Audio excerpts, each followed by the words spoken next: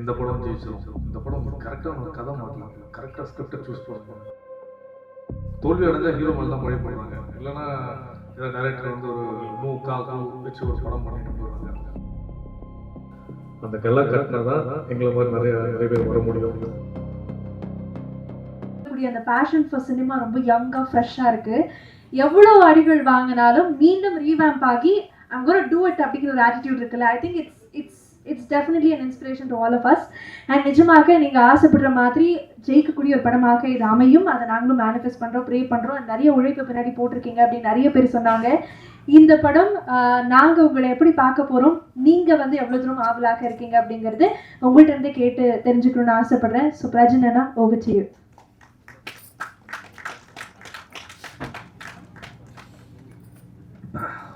பத்திரிகை மீடியா நண்பர்களுக்கும் வணக்கம். அன்பேஸ்வரன் சம்பஜன் சார், உங்கள் மனைவி வந்து அந்த பேப்பரில் எழுதி போட்டு எடுத்தாங்கல்ல, அதே மாதிரி தான் பல வருஷம் 20 வருஷமாக அவங்க போடுறதெல்லாம் எடுத்துகிட்ருக்கேன். அதனால தான் ஃபேமிலி பேக்கேஜோடு வந்திருக்கோம். எங்களை புக் பண்ண ஃபேமிலி பேக்கேஜோடு வருவோம், வேறு ஆப்ஷன் இல்லை. ரொம்ப சந்தோஷம் சார். ஆக்சுவலாக என்னென்னா எப்படியாவது ஜெயிச்சிடணுன்ற மாதிரி தான் எல்லாருக்கும் தெரியும். ஏன்னா ப்ரெஸ் மீடியா நண்பர்களே எனக்கு என்னை பற்றி அவங்க எல்லாருக்கும் தெரியும். கூடவே எல்லா படங்களும் என்னை பார்க்குறாங்க. இல்லை நிறைய பேர், தேவராஜ் சார், நிறைய பேர் எல்லாருமே என்கிட்ட கேட்பாங்க, இந்த படம் ஜெயிச்சிடும், இந்த படம் உங்களுக்கு கரெக்டான ஒரு கதை மாட்டலைங்க, கரெக்டாக ஸ்கிரிப்டை சூஸ் பண்ணுங்கள்.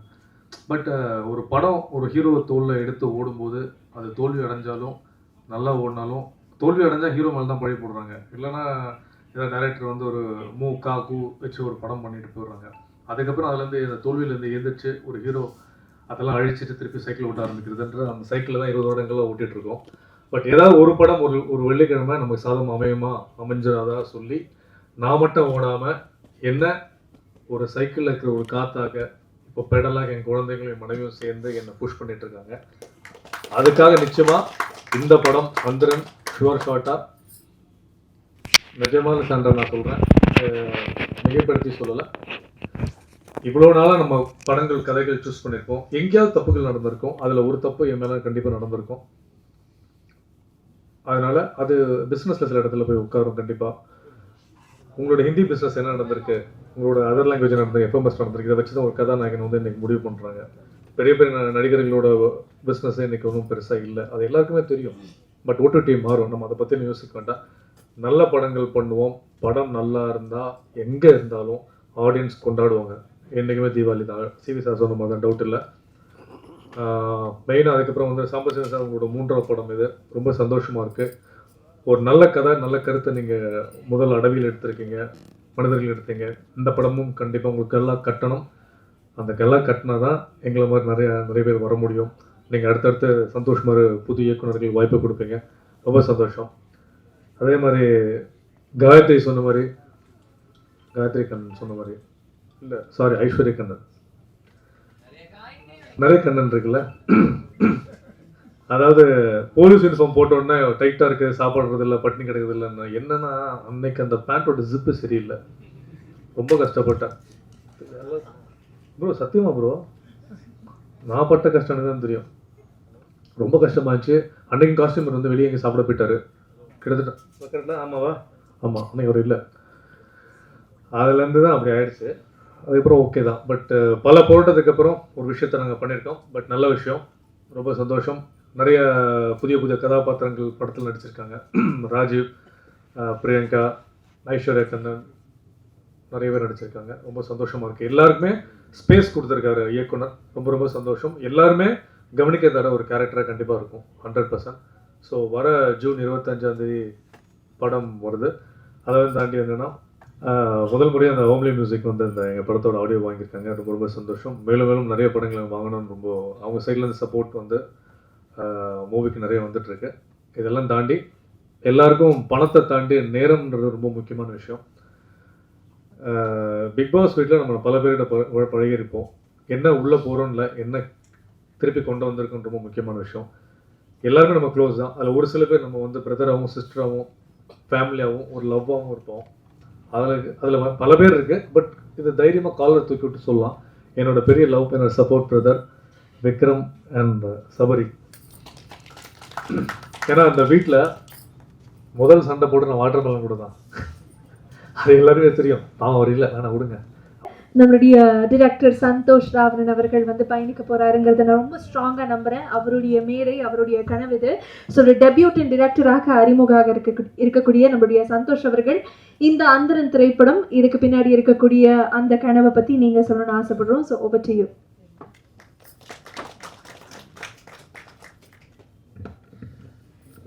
முதல்ல எல்லாருக்கும் வணக்கம், மீடியா பீப்புள். அப்புறம் இங்கே வந்திருக்க chief guest Sivakumar sir, Sabari bro, வெக்கல் ப்ரோ, சாண்ட்ராக்கா, எல்லாருக்கும் நன்றி முக்கியமாக.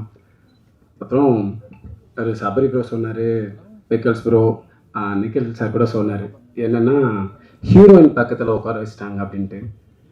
எல்லாருக்குமே தெரியும், என் செட்டில் வேலை பார்த்த எல்லாருக்குமே தெரியும், நான் ஸ்பாட்டில் ஹீரோயின் கிட்டே பேசுனதே கிடையாது. என் ப்ரொடியூசர் கூட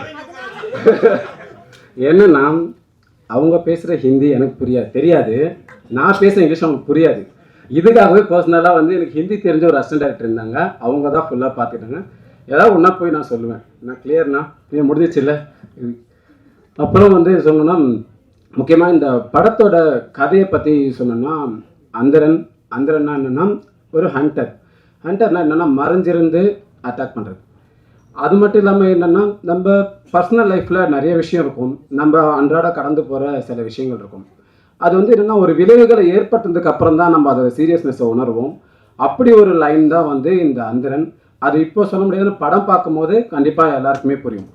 ஏன்னா அப்புறம் வந்து இது படம் வந்து பார்த்திங்கன்னா ஒரு ரியல் லைஃப்பை ஒரு கேஸ் வச்சு தான் இந்த படம். இப்போ வரைக்குமே அந்த பர்சனை பற்றி நான் சொன்னேன்னா அது ஸ்பாய்லர் ஆகிடும். என் ப்ரொடியூசர்கிட்டே சொன்னது கிடையாது, ஹீரோக்கிட்டே சொன்னது கிடையாது. படம் முடிஞ்சதுக்கப்புறம் நம்ம அதை பற்றி என்ன ஒரு விஷயமா பேசலாம். கண்டிப்பாக இது ஒரு வழக்கமான படமாக இருக்காது அப்படின்றது மட்டும் என்னால் உறுதியாக சொல்ல முடியும். இப்போ நீங்கள் ஒரு போர் தொழில் மாதிரியோ இல்லை ராட்சசன் மாதிரியோ தெகிடி மாதிரியோ ஒரு படம் பார்க்கும்போது அதில் ஒரு யூனிக்கான ஒரு விஷயம் இருக்கும் எண்டில். அந்த மாதிரியான ஒரு இதில் தான் இந்த படமும் இருக்கும். அது ஏதோ இப்போது மேடையில் பேசணுன்றக்காகலாம் இல்லை, நீங்கள் படம் பார்க்கும்போது கண்டிப்பாக அதை ரியலைஸ் பண்ணுங்க. இல்லை அந்த பையன் நீங்கள் சொன்னால் அது இருக்குது இந்த படத்தில் அப்படின்ட்டு. அதை தயவுசெய்து யாரும் ஸ்பாய்லர் பண்ணிட வேணாம். இன்னமும் வந்து இந்த படத்தை பற்றி வேறு ஏதாவது சொன்னால் இதில் வந்து வெறும் கேட்டாங்க, இது என்ன ரொமான்டிக்காக இருக்குது, நீங்கள் வந்து த்ரில்லர் படம் வர சொல்லிட்டீங்க, ரொமான்டிக்காக இருக்குது அப்படின்னாரு. இந்த படம் கதை வந்து பார்த்தீங்கன்னா த்ரில்லர் தான், மெயின் வந்து த்ரில்லரு. பட் அப்போ எதுக்கு ரொமான்டிக் அப்படின்ற ஒரு கேள்வி எல்லாருக்கும் வரலாம். ஆனால் ரொமான்டிக் வந்து இந்த கதையில் ஒரு நீடடாக இருக்குது, ஒரு ட்ராமா. அது கண்டிப்பாக இந்த கிளைமேக்ஸ் பார்க்கும்போது எல்லாருக்குமே அதுக்கு புரியும், ஏன் இந்த கதையில் வந்து இத்தனை லவ் சாங் இருக்குது, எதுக்கு இவ்வளோ ட்ராமாட்டிக்கான சீன் இருக்குது அப்படின்றது வந்து கண்டிப்பாக புரியும். அதை தாண்டி இப்போ வேறு எதுவும் ஸ்பாய்லர் பண்ண முடியாது. முக்கியமாக இப்போது நான் வந்து எங்கள் காஸ்டிங் டீமுக்கு வரேன். பிரஜினண்ணா, தேங்க்யூ பிரஜினண்ணா. நம்ம ட்ராவல் கொஞ்சம் பெருசு, ரொம்ப பெருசு. என்னென்னா அவரோட இந்த கதை மேலே அவர் வச்ச நம்பிக்கை எனக்கு ரொம்ப பிடிக்கும். என்னென்னா அவர் நிறைய படம் கமிட் பண்ணியிருப்பார், ஆனால் நான் பேசிட்டேன், ப்ரொடியூசர் ரெடியாக இருக்காருண்ணா பண்ணிடலன்னா அப்போ சொல்லுங்கள் நம்ம இதை முடிச்சிடலாம் ஃபஸ்ட்டு அப்படின்ற அளவுக்கு இந்த கதை மேலே அவருக்கு ஒரு நம்பிக்கை இருந்தது. அதுக்காக வந்து நான் இந்த நேரத்தில் அவருக்கு ரொம்ப நன்றி சொல்லிக்கிறேன்.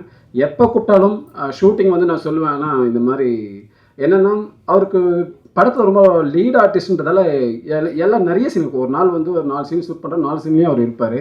அவர்கிட்ட போய் சொல்லுவேன், நான் 2 கால் ஷீட்டாக போயிடலாண்ணா அப்படின்னா ஓகே அப்படின்னுவார்.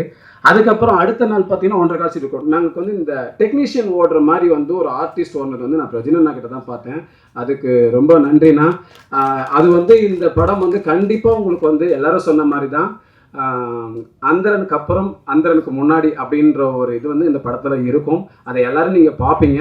தேங்க்யூ பிரஜினண்ணா. நெக்ஸ்ட்டு வந்து ஒரு முக்கியமான சீஃப் கெஸ்ட்டை வந்து நான் சொல்ல மறந்துட்டேன். என்னோட மென்டன் கூட சொல்லலாம், அவர் கூட நான் ஒர்க் பண்ணியிருக்கேன். அதனால தான் இன்றைக்கி எல்லாருமே வந்து நான் இந்த மாதிரி அவர்கிட்ட போய் சொன்னேன், சார் எனக்கு இந்த மாதிரி ஒரு கதை இருக்குது, இந்த கதை படம் பண்ணலான் இருக்கேன் சார் அப்படின்னு சொல்லும் போது அவர் எனக்கு அந்த கதையில் நிறைய சஜஷன் சொல்லிட்டு என்ன பண்ணான்னா ஒரு ப்ரொடக்ஷனும் ரெஃபர் பண்ணி எனக்கு இந்த படத்தில் நிறைய காஸ்டிங்கை வந்து அவர் ரெஃபர் பண்ணார். அவர் தான் வந்து சிவகுமார் சார். இந்த படத்துக்கு வந்து ரொம்ப வந்து எனக்கு சப்போர்ட்டிவாக இருந்தார். இன்னைக்கு அவர் நான் சொன்ன இந்த மாதிரி சார் வாங்க சார் இந்த மாதிரி இன்றைக்கி தான் ஒன்று அவர் உடனே வந்தார். வந்ததுக்கு ரொம்ப நன்றி sir, thank you so much sir. அப்புறம் நெக்ஸ்ட்டு வந்து இவானா மேம் வந்து என்னென்னா எனக்கு உண்மையை சொன்ன நான் ஆரம்பத்திலே சொன்னேன், அவங்கக்கிட்ட என்னால் கம்யூனிகேட் பண்ண கொஞ்சம் கஷ்டமாக இருந்தது.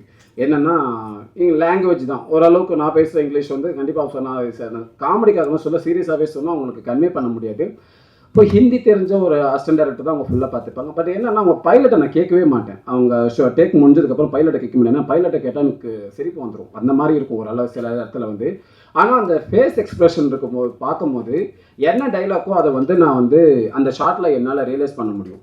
அதாவது ஃபேஸ் ஒரு மாதிரி எக்ஸ்பிரஷனில் இருக்கும், பைலட் ஒரு மாதிரி இருக்கும். அந்த அளவுக்கு வந்து அவங்க இந்த கதைக்குள்ளே வந்து இன்வால்வ் ஆகிட்டு அவ்வளோ சூப்பராக பர்ஃபார்ம் பண்ணியிருக்காங்க. அது படம் பார்க்கும்போது இன்னும் 2 வேரியேஷன் கேரக்டர் இருக்கும். ஒன்று வந்து ஒரு சேடாக ஒரு கேரக்டர் இருக்கும், ஒரு ஜாலியாக இருக்கும். நீங்கள் இந்த சாங்லேயே உங்களுக்கு அந்த டிஃப்ரெண்ட் தெரிஞ்சிருக்கும். அந்த ஃபஸ்ட்டு சாங்கில் பார்த்தீங்கன்னா அவங்க ரொம்ப ஜாலியாக இருப்பாங்க. இன்னொரு சாங்கில் பார்த்தீங்கன்னா ரொம்ப சேடாக இருப்பாங்க. இது ரெண்டுமே ஒரு கதையோட நீடட் தான். அவ்வளோ சூப்பராக பர்ஃபார்ம் பண்ணியிருக்காங்க. நீங்கள் படம் பார்க்கும்போது அவங்களுக்கு கண்டிப்பாக வந்து ரியலைஸ் பண்ணுவீங்க. அப்புறம் அதிரன்லாம் முதல் நாள் ஷூட் போகும்போது சின்ன பயம்லாம் இருந்தது. அதுக்கப்புறம் டே பை டே வரும்போது பார்த்தீங்கன்னா அவரோட பர்ஃபார்மன்ஸ் எனக்கு ரொம்ப பிடிச்சிது. படம் பார்க்கும்போது இன்னும் ரொம்ப ஹாப்பியாக இருக்குது. ஏன்னா வந்து ரொம்ப ரியலிஸ்டிக்காக இருக்குது அதிரனோட அந்த போர்ஷனே அவ்வளோ நல்லா வந்திருக்கு. தேங்க்யூ அதிரன். அப்புறம் வந்து எங்கள் படத்தில் நடித்த மற்ற ஆர்டிஸ்ட் இப்போது அனுபமா மேம், பத்மன் அண்ணா அவங்களால இன்றைக்கி வர முடியல. பட் அவங்க எல்லாருக்குமே இந்த நேரத்தில் நான் அவங்களுக்கு நன்றியை தெரிவிச்சுக்கிறேன். அப்புறம் பிரியங்கா செல்வி அவங்க சொன்ன மாதிரி தான், என்னது ஃபாரன்சிக் ரோல் வந்துட்டு லவ்வுக்கு சப்போர்ட் பண்ணணுமா அப்படின்னு கேட்கும்போது ஒரு ஆடியன்ஸ்க்கு ஒரு க்ரைம் த்ரில்லர் வரும்போது ஒரு கேள்வி வந்துகிட்டே இருக்கும். இந்த இடத்துல வந்து அவங்க கேள்வி வரும்போது அந்த கொஸ்டினை ரைஸ் பண்ணுற ஒரு பர்சனாக எனக்கு ஒரு கேரக்டர் வந்து இந்த இன்வெஸ்டிகேஷனில் வேணுன்றதுக்காக தான் வந்து நாங்கள் பிரியங்கா செல்வியை அந்த கேரக்டர் போட்டிருக்கோம். இப்போ ஹீரோவோட ஃப்ரெண்டு சேம் டைம் கேஸை இன்வெஸ்டிகேஷன் பண்ணுற ஒரு ஆஃபீஸர்ன்றதால ஒரு பர்சனல் ரிலேட்டட் இருக்கணுன்றதுக்காக தான் அந்த கேரக்டர் அப்படி டிசைன் பண்ணியிருக்கோம். ஸோ அவங்க போர்ஷனும் ரொம்ப நல்லா பண்ணியிருக்கீங்க பிரியங்கா, தேங்க்யூ. அப்புறம் ஐஸ்வர்யா பற்றி சொன்னாங்க, நான் வந்து மேக்கப் டெஸ்ட் எடுக்கல. ஏன்னா அவங்க லுக்கே ஒரு போலீஸ் மாதிரி தான் இருந்தாங்க. அதனால தான் நான் சொல்லிட்டேன் வந்து ஓகே எதுவும் வேண்டாம், நீங்கள் வந்து டேரெக்டாக ஸ்பாட்டுக்கு வந்துருங்கன்னு சொல்லிட்டு நான் அந்த பிஃபோர் சீன் ஆஃப்டர் சீனும் ஓரளவுக்கு கதையை வந்து ஒரு ஒன்லைனாக எக்ஸ்பிளைன் பண்ணிட்டு பண்ணேன். அவங்களும் ரொம்ப சூப்பராக பண்ணியிருக்காங்க. தேங்க்யூ ஐஸ்வர்யா. அப்புறம் ரமேஷ் பாபு என்னென்னா அவர் கேரக்டரை ஸ்பாய்லர் பண்ணக்கூடாது. என்னென்னா அவர் ரொம்ப ஃபஸ்ட் நாள் ஒரு மாதிரி நர்வஸாக வந்தார். அதுக்கப்புறம் அடுத்தடுத்து அவர் இப்போ பார்க்கும்போது அவர் ரொம்ப ப்ரொஃபஷ்னலாகவே மாறிட்டார். வாழ்த்துக்கள் ரமேஷ். அப்புறம் மற்ற காஸ்டிங் எல்லாருக்குமே ராஜு சாரி என் ஃப்ரெண்டு, ஒரே ஏரியாக்காரங்க, ஒரே கிரிக்கெட் மேட்டு, எப்போயோ டோர்னமெண்ட்டோட வந்தால் எனக்கு ஃபோன் பண்ணுவோம், உனக்கு போய் டீ கடையில் போய் டீ கடை குடிப்போம். அந்த மாதிரியான ஒரு ஃப்ரெண்டு ராஜு. தேங்க்யூ ராஜு. இன்னொன்று அர்ஜுன் தேவ் வர முடியல இன்றைக்கி, அவரால். அர்ஜுன். அப்புறம் இந்த படத்தில் நடித்த மற்ற யாராவது மிஸ் பண்ணியிருந்தா மன்னிச்சிருங்க, கொஞ்சம் பதட்டமாக இருக்குது. அவங்க எல்லாருக்குமே என்னோட நன்றி. அப்புறம் வந்து என்னோட டெக்னீஷியன் டீம் கிஷோர். நான் ஸ்பாட்டில் வந்து ரொம்ப ப்ரெஷர் போடுற ஒரு ஆள் வந்து கிஷோர் தான். ரொம்ப டார்ச்சர் பண்ணுவேன். கிஷோர் டைம் ஆகுது, கிஷோர் இன்னும் இந்த சீன் எடுக்கணும், கிஷோர் அப்படி இப்படி சொல்லிகிட்டே இருப்பேன். கிஷோர் வந்து ப்ரோ 2 நிமிஷம் ப்ரோ, 3 நிமிஷம் ப்ரோ, இந்த மாதிரி சொல்லிகிட்டே இருப்பார். ஆனால் கிஷோரோட அந்த ஃபாஸ்ட்டான ஒர்க் இருக்குது பார்த்தீங்களா, அது வந்து இந்த படத்தில் நான் வந்து கிஷோர்கிட்ட நிறைய விஷயம் கற்றுக்கிட்டேன். அதில் ஒன்று வந்து ரொம்ப ஃபாஸ்ட்டாக ஒர்க் பண்ணணும், அந்த டீமை ஹேண்டில் பண்ணுறதா இருக்கட்டும். அப்படி சொல்லி முடிக்கிறதுக்குள்ளே அங்கே இன்னொரு இடத்துல அவங்க அசிஸ்டண்ட்லாம் லைட் பண்ணி வச்சுருப்பாங்க. சதீஷ் அண்ட் சாய் வந்து அப்புறம் அந்த அளவுக்கு அந்த டீம் வந்து, ஏன்னா ஸ்பாட்டில் வந்து ரொம்ப டிலே ஆகிற ஒரு ஒர்க்கு பார்த்தீங்கன்னா ஹீரோயினோட மேக்கப்பு, அதுக்கப்புறம் வந்து பார்த்தீங்கன்னா லைட்டிங், இதுதான் வந்து ரொம்ப டிலே ஆகும். அந்த என்ன ப்ரோ ஸோ இதுதான் வந்து டிலே ஆகும். அந்த லைட்டிங்கை வந்து ஹீரோயின் மேக்கப் பண்ணிட்டு வரதுக்குள்ளேயே முடிச்சிடுவாங்க எங்கள் டீம், எங்கள் டிஓபி டீமு. அவங்களுக்காக இந்த நேரத்தில் நன்றி சொல்லிக்கிறேன். அப்புறம் முக்கியமான ஒருத்தர் வந்து எங்கள் எடிட்டர் அஸ்வின். என்னன்னா இவங்கக்கிட்ட வந்து எடிட் ஒர்க்கோட டிஸ்கஷன் தான் அதிகமாக இருக்கும். ஒரு ஸ்க்ரீன் பிளேவாக இருக்கட்டும், எதாக இருக்கட்டும், ஒரு சேஞ்ச் பண்ணுறதா இருக்கட்டும். நான் அப்போ தான் அவர் முடிச்சுட்டு அவர் ஆஃபீஸ்லேருந்து வந்துட்டே இருப்பேன். திடீர்னு ஏதாவது வண்டியில் வரும்போது தோணும், நின்றுட்டு பேசணும் ப்ரோ, இந்த மாதிரி ஒரு ஐடியா தோணும், ஓகே ப்ரோ நாளைக்கு பண்ணிக்கலாம். அந்த மாதிரி தான் அஸ்வினுக்கும் எனக்குமான அந்த ஒர்க் போயிட்டே இருந்தது. என்ன அஸ்வின் கிட்ட பிரச்சனைன்னா அவர்கிட்ட நான் பேசணுன்னா மிட் நைட்டில் மட்டும்தான் கால் பண்ண முடியாது. அதுக்காக நான் ஒரு 2லேருந்து ஒரு 3 மணி வரைக்கும் முடிச்சுட்டு இருக்கணும். சேம் எங்கள் மியூசிக் டைரக்டர், நீங்கள் சாங் பார்த்துருப்பீங்க, ரொம்ப நல்லா வந்திருக்கு. சேம் ஆர்ஆரும் அவ்வளோ குவாலிட்டியான ஒரு ஆர்ஆர் தான் அவர் பண்ணியிருக்காரு. அவருக்கு இதே பிரச்சனை தான். ஏன்னா அவர் வந்து பயங்கர பிஸி ஷெடியூலில் இருக்க ஒரு ஆள். அவர் பேசணுன்னா மிட் நைட்டில் தான் பேச முடியும். ஹரிக்கு தேங்க்யூ ஹரி. அப்புறம் எங்கள் ஆர்ட் டைரக்டர், அப்புறம் ஸ்டென் மாஸ்டர், மற்ற எல்லா காஸ்டியூம் டிசைனர் ஆகட்டும், டான்ஸ் மாஸ்டர், இவங்க எல்லாருக்குமே நான் யாராவது மிஸ் பண்ணியிருந்தா என்னை மன்னிச்சிருங்க. இது இன்டென்ஸ்லாம் கிடையாது, லாஸ்ட் கண்டென்ட்டோட இருக்குண்ணா. அப்புறம் எங்கள் அவங்க எல்லாருக்குமே வந்து நான் நன்றியை சொல்லிக்கிறேன். அப்புறம் இந்த படத்தோட கோப்ரொடியூசர் சுந்தரமூர்த்தி சார், விஜயகுமார் அண்ணா, சுதாகர் அண்ணா, இவங்க எல்லாருக்குமே என்னோட நன்றிகள். இப்போ வந்து எனக்கு ஞாபகம்லாம் படுத்துறீங்க, அப்படியெல்லாம் நான் மறந்துட மாட்டேன். என்னென்னா முக்கியமான ஒரு ஆளை பற்றி பேசணும், அதுக்காக தான் ஒரு எண்டு கண்டென்ட்டாக வச்சுருக்கேன். எங்கள் ப்ரொடியூசர் சார் எனக்கு அவர் பர்சனலாக ரொம்ப பிடிக்கும். என்னென்னா நான் அவர்கிட்ட இன்ட்ராக்ட் ஆகி ஒரு தடவை வந்து இந்த மாதிரி இந்த கதையை அவருக்கு மெயில் பண்ணியிருந்தேன். அவர் படிச்சுட்டு அடுத்து 2 நாள்லேயே எனக்கு ஃபோன் பண்ணி சொன்னார், ரொம்ப நல்லா இருக்குப்பா, எனக்கு ரொம்ப பிடிச்சிருக்கு இந்த கதை அப்படின்னு சொன்னார். ஆனால் என்னால் இப்போ பண்ண முடியாது, ஆனால் நான் கண்டிப்பாக எனக்கு அதுக்கான இப்போ எனக்கு பண்ணுற சூழல் வந்தால் நான் கண்டிப்பாக உங்களுக்கு பண்ணுறேன் அப்படின்னாரு. ஒரு நாள் திடீர்னு ஒரு 6 மாதம் இருக்கும், அதுக்கப்புறம் எனக்கு ஃபோன் பண்ணார். ஃபோன் பண்ணி இந்த மாதிரி வந்து கதையை நரேட் பண்ணுறேன், என் ஃப்ரெண்டு ஒருத்தர் வந்திருக்காரு அப்படின்ற மாதிரி கேட்டார். நான் வந்தேன். இந்த நேரத்தில் அவருக்கு நான் நன்றி சொல்லியிருக்கிறேன். அவரோட நண்பர் ராஜேந்திர பிரசாத். பிரசாத்னா ரொம்ப நன்றி. என்னென்னா நீங்கள் வந்து சாருக்கு கொடுத்த சப்போர்ட் தான் அவர் வந்து அந்த படத்தை டேக்கப் பண்ண காரணமானது. அதனால் இந்த நேரத்தில் உங்களுக்கு நன்றிண்ணா. அப்புறம் சம்பத் சார் கதையை கேட்டார். அதுக்கு முன்னாடி ஒரு விஷயம் சொல்லுவார் என்கிட்ட அடிக்கடி. நான் இந்த படத்தை பற்றி அவர்கிட்ட ஃபாலோ பண்ணும்போது, இல்லைப்பா நான் உனக்கு ஒரு ப்ராமிஸ் கொடுத்துட்டேன்னா அதை வந்து நான் வந்து பண்ணணும், இல்லைனா நான் ப்ராமிஸ் கொடுக்கக்கூடாது அப்படின்னாரு. இப்போ இந்த கதையை கேட்டுட்டு என்னென்னா அவர் வந்து எனக்கு வந்து ஓகே படம் பண்ணலாம் அப்படின்னு சொல்லிட்டாரு. சொல்லி முடிச்சதுக்கப்புறம் என்னாச்சுன்னா சில காரணங்களெல்லாம் ஒரு சில பிரச்சனைகள், பண நெருக்கடி அப்படின்ற மாதிரி அவருக்கு ஒரு சூழல் இருந்து என்கிட்ட பர்சனலாக சொன்னார். சொல்லாமல் கூட தெரியல, சாரி சார் தப்பாக நான் மன்னிச்சுங்க. அப்புறம் வந்து என்னென்னா எனக்கு கொடுத்த ஒரே ஒரு கமிட்மெண்ட்டுக்காக அவர் எல்லாத்தையுமே சமாளித்து இந்த படத்தை ஸ்டார்ட் பண்ணி அவர் முடிச்சிருக்காரு. என்னென்னா அந்த ஒரு வேர்டு தான் அவர் சொன்னார், நான் அது சொன்னேன் உங்கள்கிட்ட நான் ஒரு கமிட்மெண்ட் கொடுத்துட்டேன், அதுக்காக நான் இந்த படம் பண்ணுறேன் அப்படின்னு. இந்த படத்துக்கு அவர் பண்ணுறதுக்கு இன்னொரு முக்கியமான காரணம் இருக்குது. அதை நான் சொன்னால் அது ஸ்பாய்லர் ஆகிடும், அதை வந்து நான் இன்னொரு நாள் சொல்கிறேன்.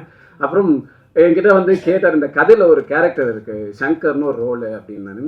அப்போ வந்து நான் சொன்னேன், சார் நீங்கள் உங்கள் ஆக்டிங் இன்ட்ரெஸ்ட் ஆகும், நீங்கள் பண்ணுங்கள் சார் நல்லா இருக்கும்னா. அவர் வந்து ரொம்ப தயங்கினார் ஆரம்பத்தில், ஆர்டிஸ்ட் போயிடலாம் அப்படி போயிடலாம். இல்லை சார் நீங்கள் பண்ணுங்கள் நல்லாயிருக்கும், இது வந்து ரொம்ப ஷெட்யூலான பர்ஃபார்மன்ஸ் சார், ரொம்ப சீரியஸாலாம் வேண்டாம். நான் வந்து அவர்கிட்ட ரொம்ப தெளிவாக சொன்னேன். என்ன சொன்னேன், சார் வில்லன்னா வந்து ரொம்ப ஒரு தனிநபர் மாதிரியெல்லாம் வேண்டாம் சார், ஒரு என்னென்னா ஒரு கேரக்டராகவே இருக்கட்டும். எனக்கு தனிப்பட்ட விஷயம் என்னென்னா ஒரு தனிநபர் மேலே குறை சொல்றதுல எனக்கு எந்த உடன்பாடும் கிடையாது. ஒரு சமூகம் சார்ந்து ஒரு மனிதனால இயல்பு இருக்குன்ற என்னோட நம்பிக்கை அடையும் போது அவர்கிட்ட சொன்னேன், இல்லை சார் இது கண்டிப்பாக நல்லாயிருக்கும் நீங்கள் பண்ணுங்க அப்படின்னாரு.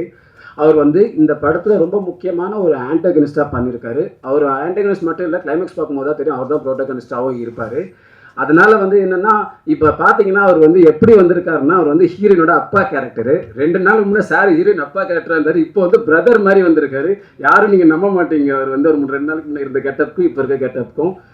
தேங்க்யூ சார், நீங்கள் இல்லைன்னா இது பாசிபிளே கிடையாது. இவ்வளோ தூரம் கொண்டு வந்து அவர் நிறைய ஸ்ட்ரகிள்ஸை நான் கூட இருந்து பார்த்துருக்கேன். ரொம்ப நன்றி சார்.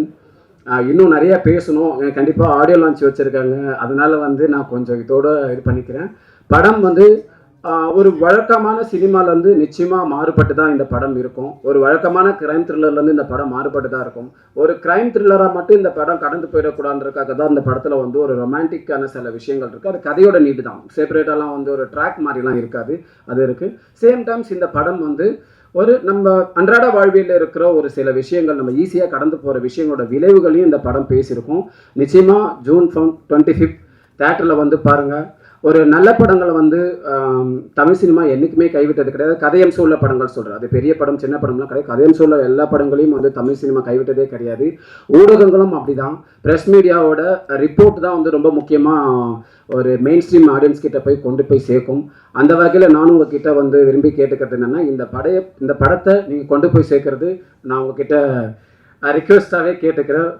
ரொம்ப நன்றி. வேறு யாராவது மிஸ் பண்ணியிருந்தேன் நான் மன்னிச்சிருங்க, தப்பாக எதுவும் இன்டென்ஸ்லாம் கிடையாது, மறந்துட்டேன் பதட்டத்தில் ஃபஸ்ட்டு ஸ்பீச்சுன்னு. அதனால் தேங்க்யூ.